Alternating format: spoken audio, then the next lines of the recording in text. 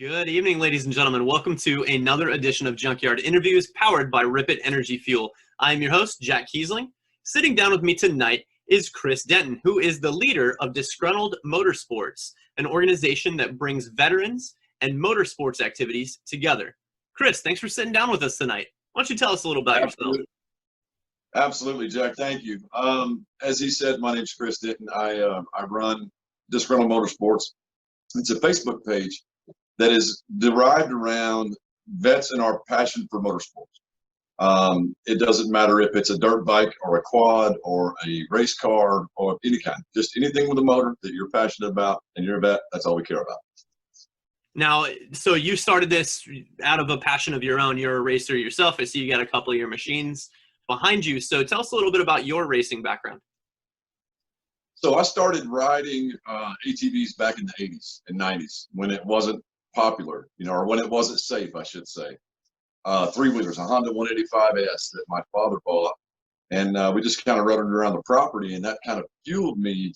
I had so much fun doing it and doing it with my dad that when I was able to, I went and bought, I got a job and I went and bought my very first four-wheeler. And it just kind of, the passion grew from there. So off and on for about 30 years. And if you guys could take a look around my garage, you would know there's no shortage of passion around here for this. But I race here locally in Colorado, do an hour-and-a-half endurance races on this machine, the Yamaha, the four-wheeler.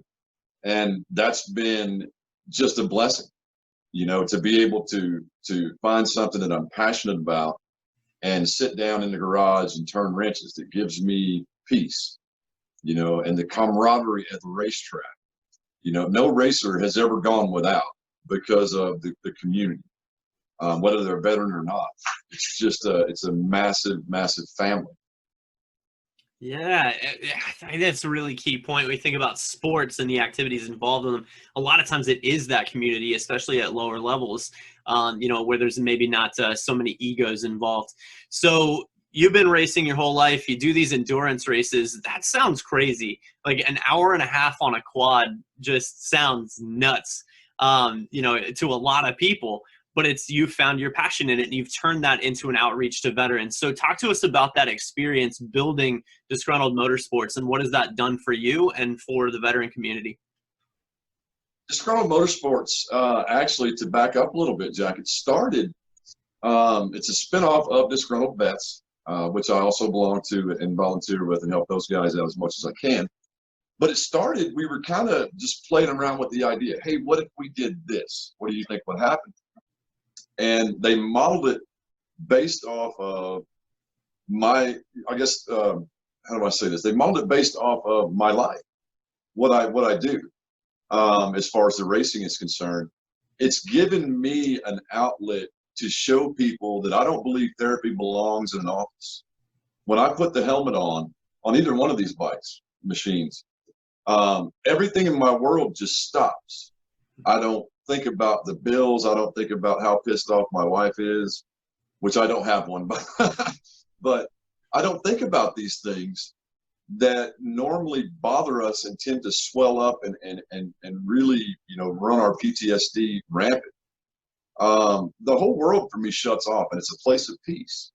And I thought to myself, if I could share that with other people, maybe they're not into motorsports, maybe they're into scuba diving, but if I can show that it's the progression that I've had, the progress I've been able to make with my own struggles doing this, why wouldn't I? Who am I to hide that from the world? And so motorsports became my outlet for doing that. So, we have Vet Fest and we have your races. Any other plans or, looking at making this a physical manifestation officially moving forward? Well, that's a good question. I've got one event coming up that I'm particularly excited about personally. It's going to be on this quad, the Best in the Desert Vegas to Reno desert race next year. It's a 550-mile, 15-hour, one-man, one machine, support crew and get after it. I haven't really, given everybody all the details on it yet. I got sponsored this year by a benefactor who wishes to remain, nameless, that this is the event of my life. The culmination of all of my racing, I'm going to be able to stand on an international stage and talk about why I'm doing what I'm doing in front of thousands of people. They call it the toughest race in the country. And so we're going to be doing that in August of 2021. I'm super excited. We're going to be racing, as we always do, to raise awareness for veteran suicide and PTSD awareness. And just to show people that even as a disabled vet, people that see this effort, even as a disabled vet, you're still capable of anything. You can do whatever you put your heart, mind, and soul to, which is what we've done here. It's terrifying. It's scary.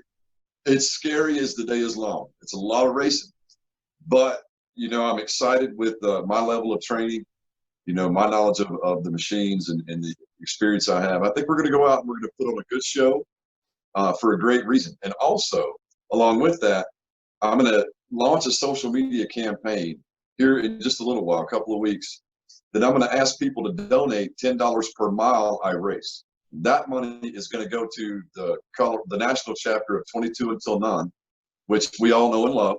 Great organization with great folks. And then the other half of that's going to go out to motorcycle missions. That's awesome. And I think it's so important that we're showing people that no matter what that disability is or what that struggle is, you can get out there and do something awesome and be something awesome. I mean, that's an incredible event. I mean, I think for anybody to be able to make a run from Vegas to Reno on a quad or a dirt bike is just unbelievable. I mean, that's awesome. So yeah, like for real, mad props to you for, engaging in that endeavor. But, I also think events like this serve a secondary order purpose, right? They help to break down that stigma between, veterans and the civilian populace. And a lot of times we talk about that wall between the two communities with, a lack of understanding and a lack of trust and, on both parts and stuff. So, I think you out there being on that national, even international stage, talking about those causes helps to bridge that gap. Because, like we talked about, we got to be able to bridge that gap and tie those two communities together. Because at the end of the day, trauma is trauma, right? So it doesn't matter if you got your trauma, in the sands of Iraq, or you got your trauma, in, a car accident in Denver, Colorado, right? Trauma is trauma. So the more we can talk and the more we can share those pieces about how to get past that trauma and to heal, the better the entire world gets in that community. So you also talked about kind of dealing with your own set of traumas and stuff. Sometimes we hear stories about like, this activity helps me get through it, but then as soon as I'm done with that activity, I'm right back into, that pain point that, that I feel. So how do you feel that it's helped you, long-term getting through some of your issues? Well, I mean, honestly, long-term, to be quite honest, I'm not a spring chicken anymore.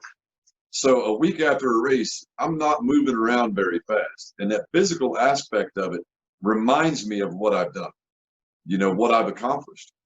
And so there's one way. And then, of course, all the stuff that I break during the race, I have to come out here and fix it.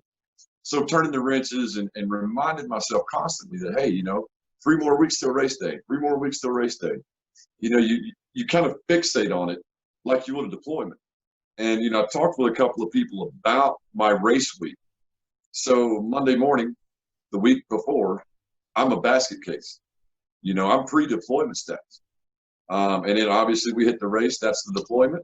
And then the drive home, that's the redeployment back home. And you kind of take a deep breath and have to separate those three.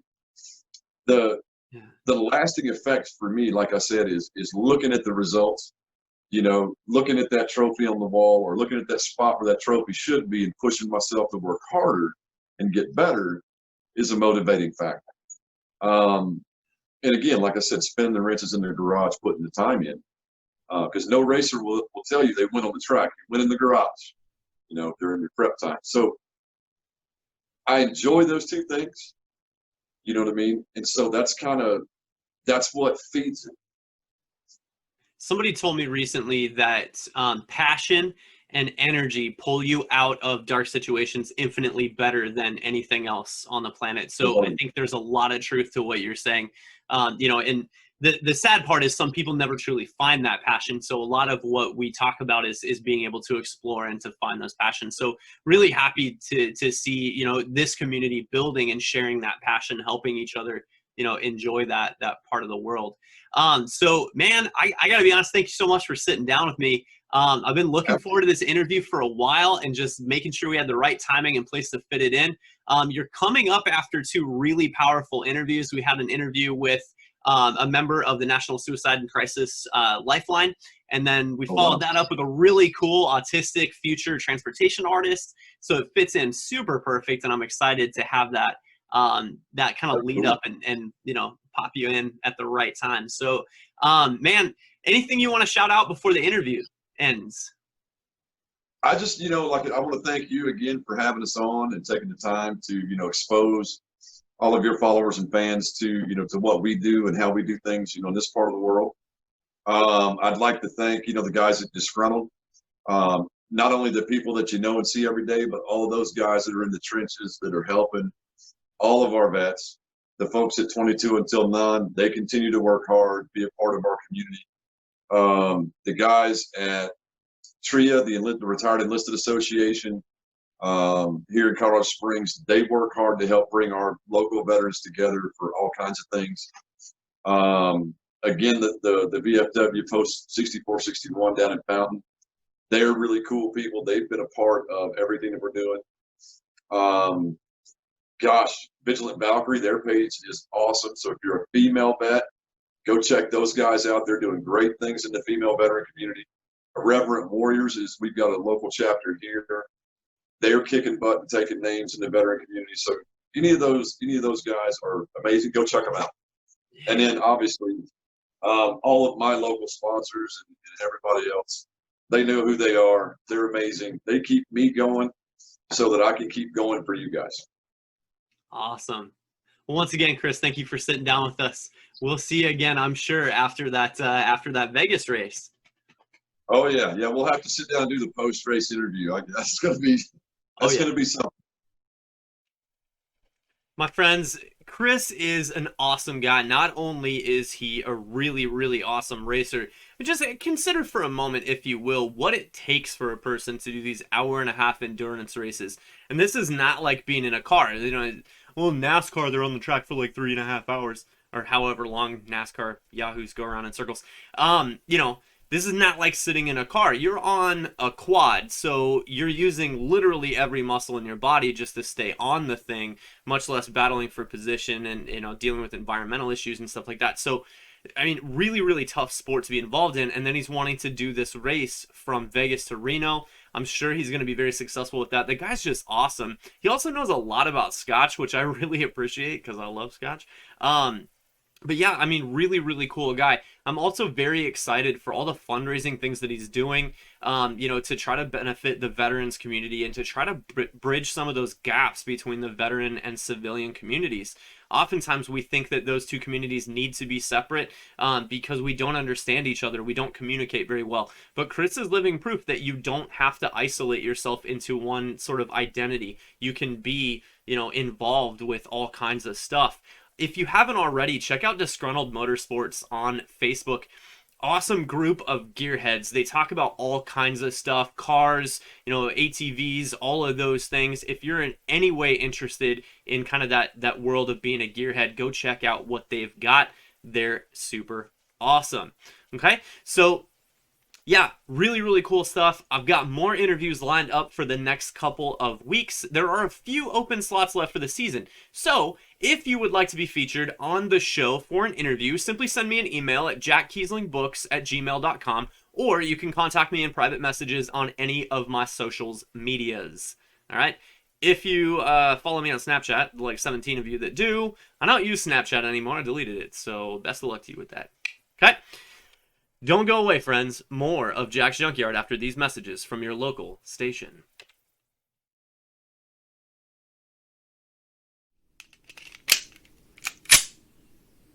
Deanna Hawkins is a retired U.S. Army soldier and Medal of Honor recipient enjoying the quiet life of an artist in Portland, Oregon.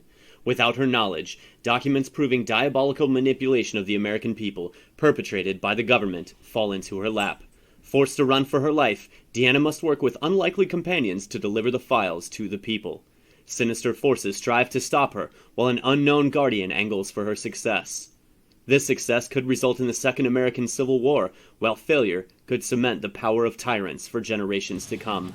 Under the weight of that knowledge, Deanna Hawkins will discover what it means to walk the thin red line between duty and death.